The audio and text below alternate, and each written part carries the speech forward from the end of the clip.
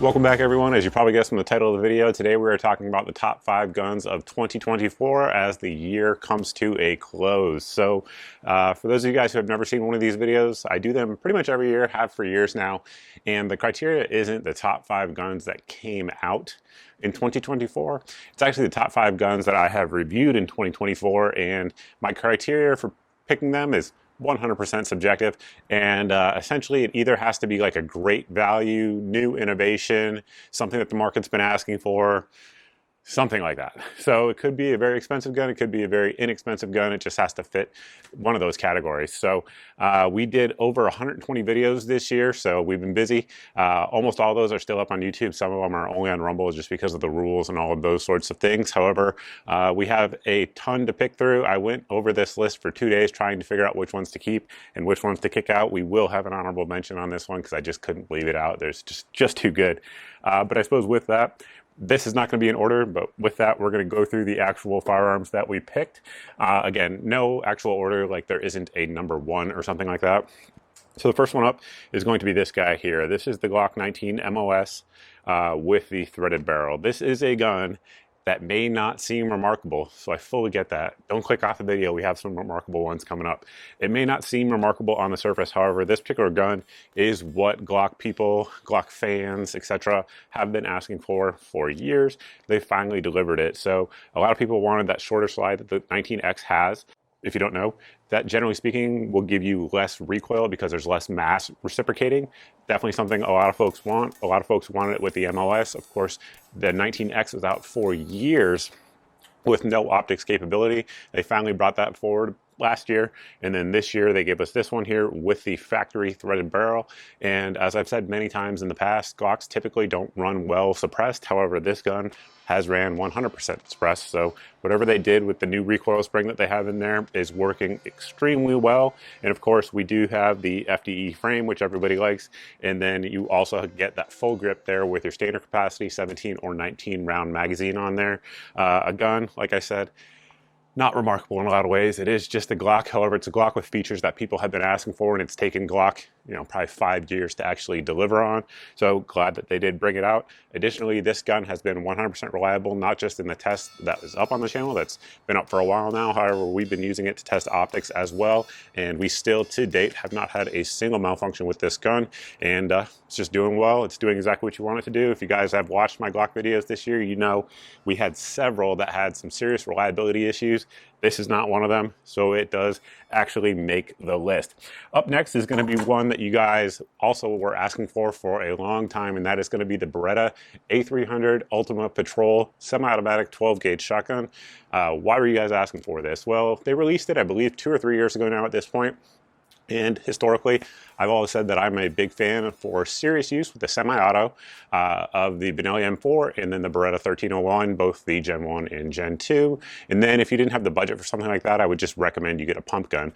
And the Beretta A300 Ultima Patrol has been out for a while. People have been asking me to review it and see if it lives up to those other 2 that I do recommend all the time. This year we did that. We did review it. We put a ton of rounds through it. We got it really hot several times, just essentially doing meltdowns with it, and the gun had 0 malfunctions of any kind. And the big thing that is noteworthy about it, if you will, is that those other 2 shotguns I talked about, generally speaking, retail price, you're going to be somewhere between $1,500 to $2,200 doll hairs. That's the new term that we're using on YouTube because we can't say actual prices anymore. But that's the amount of doll hairs that you're going to be looking at with those ones. However, with the A300, you're sub 1,000. So that is a big difference in terms of cost, and it's still expensive, 100% for a shotgun. However, if you want that reliable semi-automatic shotgun that can eat any type of load that you can bet your life on for under $1,000, in my opinion, right now, it is absolutely the one to go with. The next gun up is going to be one that's going to look very familiar to those of you guys who have been watching the channel recently. This is one of the most recent videos I put up here on the channel, and this one is the AndroCorp Bravo AR-15. And while it does look like every other AR-15, I get it. The big thing about it is what you get for the money. That is what separates this from all the other AR-15s that we have reviewed here on the channel. For example, Geissele makes an excellent AR-15, however, it's extremely expensive.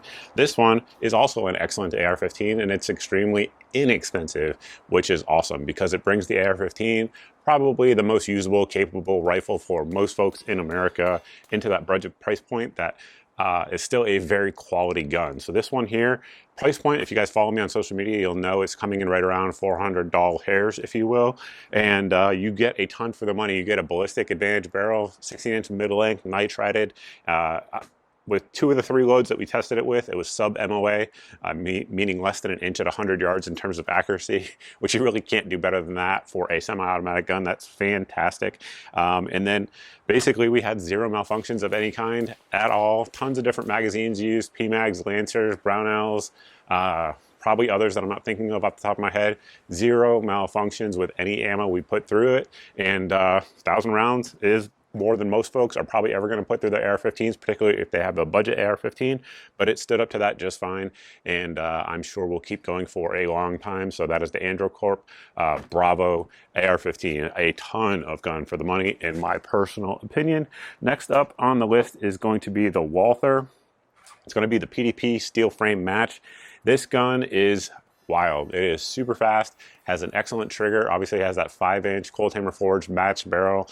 The thing shoots easily 2-inch groups at 25 yards without really any effort. One of the things that leads you to having that really good practical accuracy is going to be the trigger on it. The trigger on that gun is fantastic, has that aluminum shoe, super clean, super crisp, 3 to 3.5 inch pound break, and it's definitely one of the, if not the best triggers out there on the market for a semi-automatic striker fire gun. Has good capacity. It has their new Walther's new optics mounting system that has plates with lugs, so that way under recoil your optic is not going to be bouncing around, being dependent on the actual screws to be to not fly off the gun, rather like the original optics mount was.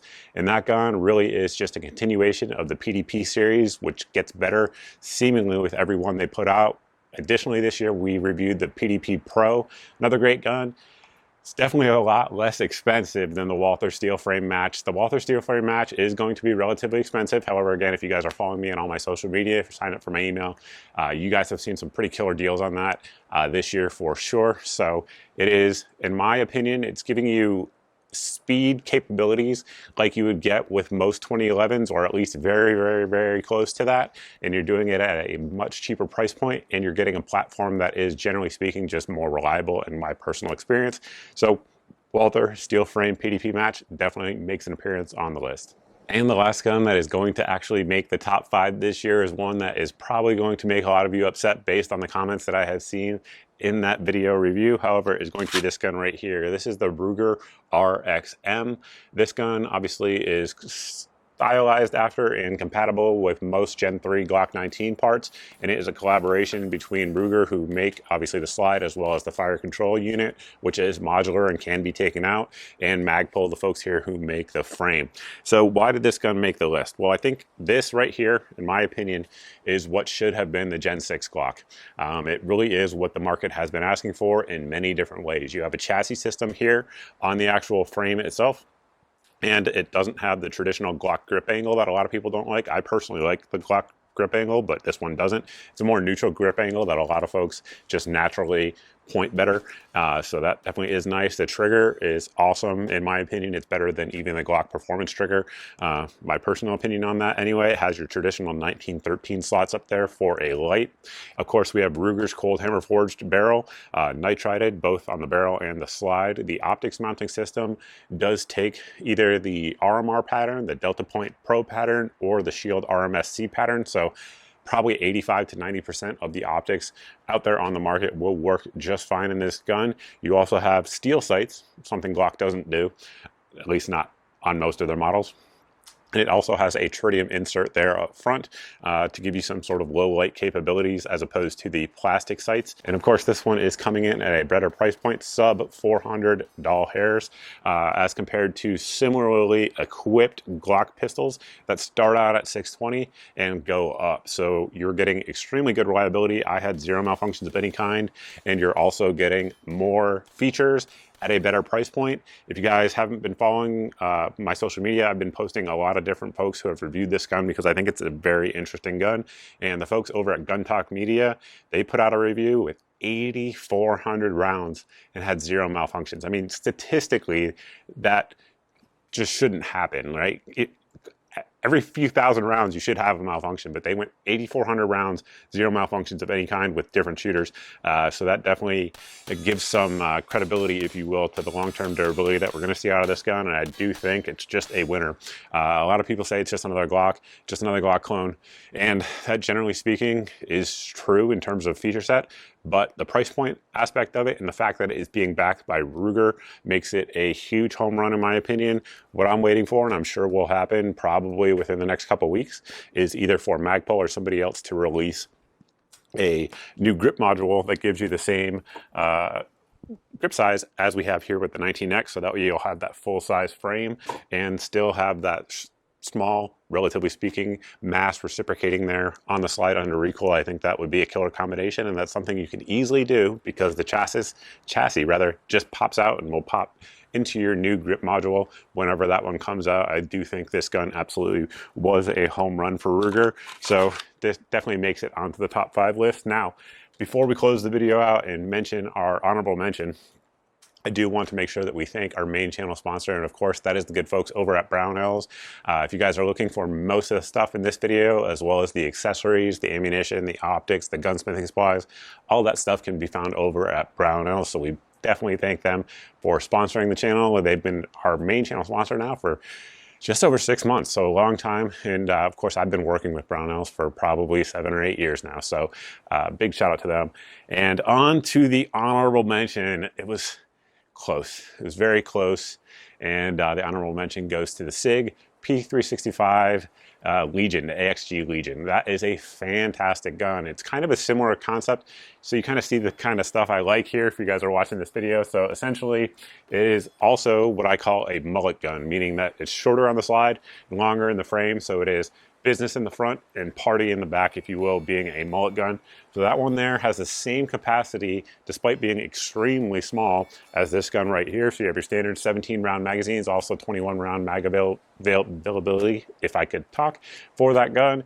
And it does it in a very small, compact frame. The frame itself is also metal, and it has G10 grips on there that really stick in your hand. That is something that most small, compact guns simply don't do. It's optic ready. It has great sights from the factory, and it also has a short barrel. So I believe the barrel is right at 3.1 inches. However, the slide extends beyond it and gives you some compensation as well, because the slide itself is ported on top, and the thing just shoots extremely well. The reason it didn't make the list is price point. So it is north of $1,000, so pretty expensive. And compared to some other more budget options that do similar things, I just couldn't, that we've also reviewed as well. Like, for example, just throwing it out there, like the Canik Mete MC9L. Another great gun, didn't make the list. But you know, compared to those two, it's very close, and that Canik is so much cheaper. I just couldn't put the Sig on the list. However, if you have the budget for the Sig P365 AXG Legion and it fits the need that you want from your either carry gun or do-all gun, then 100% I do recommend it. Ours was flawless in terms of reliability, accuracy, all of those things, ergonomics, just excellent. Very, very good gun. So I suppose with that, we're going to close the list out. Again, like I said, we have over 120 videos that went up this year. Not all reviews, probably 90% of them were reviews. Some political commentary, especially around the assassination of our next president, or attempted. Those were real popular videos. So if you guys came here because of those videos and you're now a subscriber, we definitely appreciate it. Of course, all the guys who have been here a long time, I appreciate all of you as well. We will be coming up, well, I'm sure we'll cross. If the channel still exists next year, we will hit the 1 million subscriber mark, which is insane considering where we came from. If you guys go back and watch my early videos, they're so bad. I mean, horrible. But somehow we managed to make it here today to where we are. And like I said, we're going to have 1 million subscribers soon, which is would have been unfathomable if you told me that 10 years ago. It's just crazy. So with that, if you guys have a gun that we reviewed that didn't make the list, let us know down below which one it is, because I'm sure a lot of you guys have something like that. We reviewed a ton of guns this year, most of them positive, because most guns these days are just good. Not all, of course, and when that happens, we point that out to you as well. But yeah, if we missed one, let me know down below for sure in the comments. Additionally, if you guys haven't been following me across all my social media accounts, I definitely recommend you do so, particularly Twitter or X, as well as Truth. Those are the ones that we are censored the least on historically. And basically, if I post something there, you're more likely to see it, which is kind of a wild concept. Speaking of seeing things, if you guys have subscribed to the channel, you've hit the notification bell, and you're still not seeing 2 to 4 videos a week here on the channel, then you are being censored by an algorithm, so you're not seeing my content. Easy way to get around that I control is going to be the email on the website here on your screen. This email will get you signed up for 2 different lists now. It'll get you signed up for my monthly email. It goes out once a month, as the name indicates, and it has all the videos since the previous month's email went out. So that way there's no big tech giant censoring your eyes from my content. Additionally, it will get you signed up for the daily deals email. That email goes out every day, and it has, generally speaking, 8, maybe 10 of the best deals that we find on the internet on that day. So that way, if the item is in the email, it's the cheapest I know of anywhere on the internet, because I've already done the price comparisons for you. So hopefully that saves you guys some time and hopefully saves you some money as well. There's also a good Pro 2A meme in there that a lot of folks subscribe to the email exclusively for, and if that is you, I will allow it. Everyone likes memes. And then lastly, before we close it out, we also have an SMS text service now. Once again, trying to get away from big tech censoring you from seeing what I put out. That goes out every day, max once a day, and it doesn't actually go out every day. It's like, I would say probably like 2/3 of the days, if you will. But when we have a really smoking deal, or if a new video goes up on a hot topic, I will send a text right to your phone, so that way you guys are notified and can get the information that you guys need. Additionally, we have a Q&A session once a month for everybody who's signed up for the SMS list. That link for the video goes out in the SMS text with the time, so that way you guys can jump on there and participate in the live Q&A session with me.